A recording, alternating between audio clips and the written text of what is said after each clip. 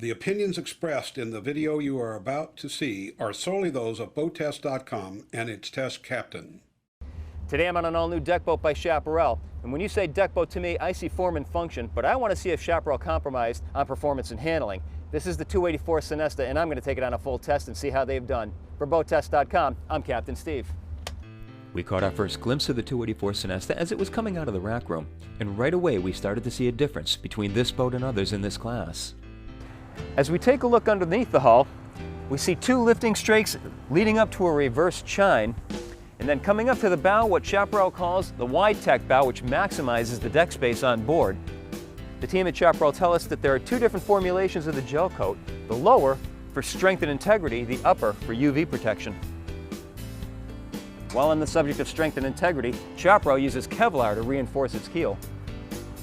Now, something you can't see but that we noticed during our testing is instead of using a plastic through-hull fitting with a stainless steel cap, Chaparral is using stainless steel all the way through. Now, while we're talking about these through-hull fittings, it's important to ask ourselves, what are they for? And in this case, a self-bailing cockpit.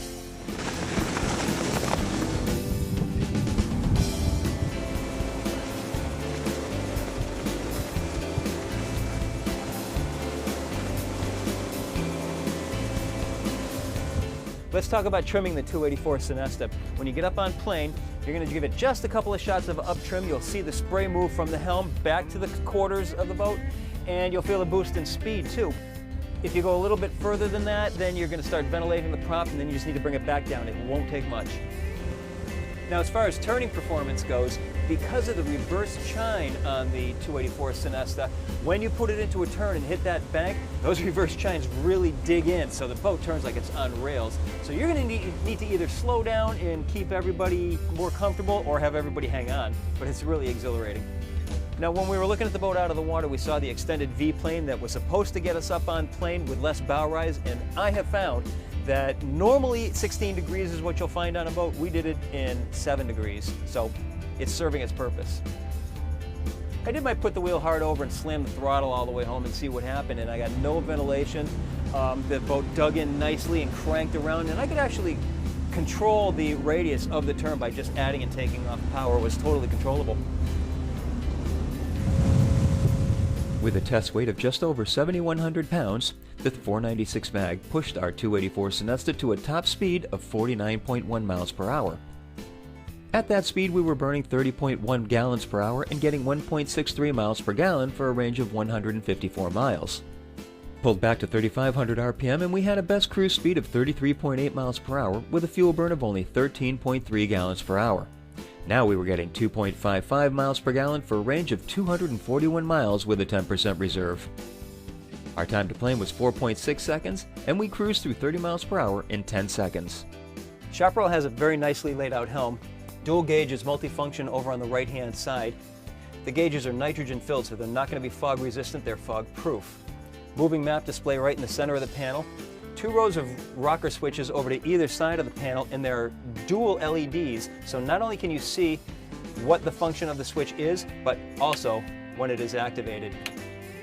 Wood panel for mounting the switches, 6 coats of clear coat, dimmer for night vision, 12-volt adapter. Again, a stereo remote control, not a hockey puck type, just mounted onto the panel. This one has a dedicated position in wood with 6 coats of clear coat. Row of rocker switches above mounted into the metal panel. Tilt wheel is standard. Over to the side, 3-way lighting for your arch, another speaker.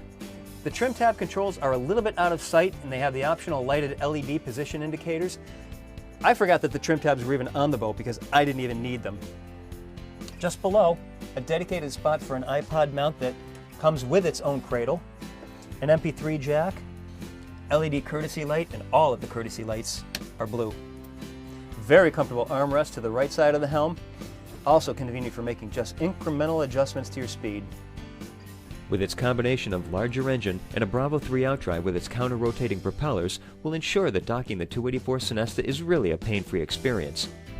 The low-speed handling capabilities are outstanding, and I was able to put the boat right up against the dock nice and gently with no fuss. When backing in, I had good authority over the direction the stern was traveling, and the bow seemed to come along with it. When docking bow first, simply approach the dock at an angle, and just before you come up against the dock, turn the helm towards the dock as you reverse, and that will bring the stern over along with the bow so that you come up nice and even. That's our full test of the 284 Sunesta by Chaparral. For BoatTest.com, I'm Captain Steve. We'll see you on the water.